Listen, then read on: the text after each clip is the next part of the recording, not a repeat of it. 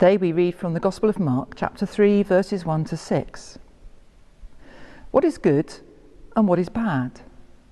Should we keep the rules or break them? Those questions sound simple enough and likely to have straightforward answers. We like straightforward answers on the whole.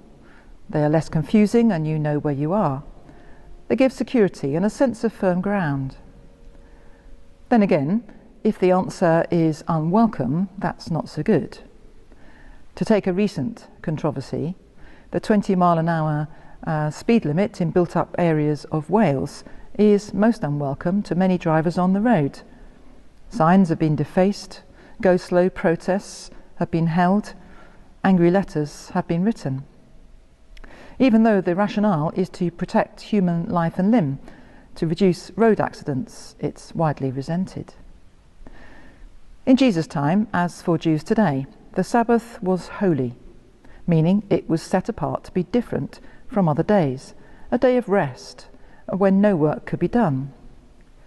Inevitably, there was much debate about what counts as work, and some of the rules that resulted would seem petty to us, though they were aiming at being respectful of the commandment to keep the Sabbath.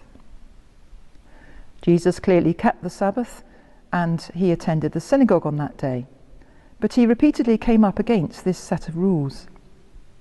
And of course, a day of rest once a week is very good for all of us.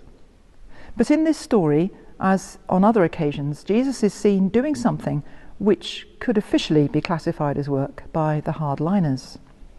Healing a non-life-threatening condition, a non-urgent condition, was not allowed. That could be done on another day.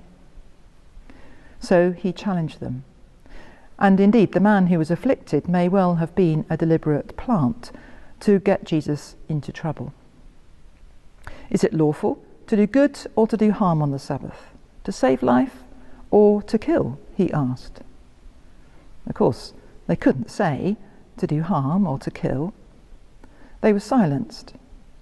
And in speaking a few words and asking the man to hold out his hand, I can't imagine that Jesus actually did anything to infringe the commandment. But that was not the point. The point was the contrast between legalism and compassion, between those for whom the rules were everything and one for whom love dictated all his behaviour.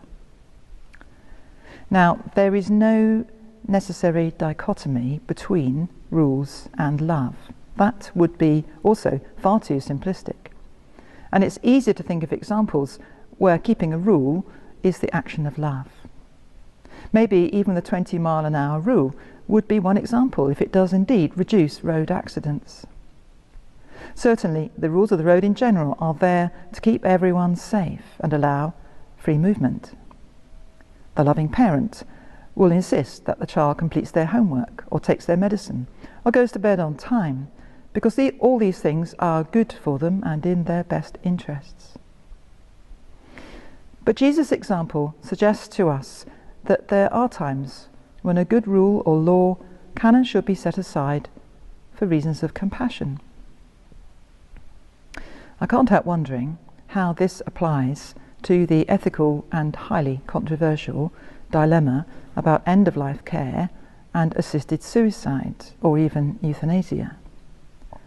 Those who do assist their loved ones to end their lives when in unbearable and terminal pain, and who do so in a country where this is not legal, or else travel to another place where it is allowed, would, I suspect, claim that they are acting out of love and compassion. The dilemma is, how do we measure that against the absolute value of human life?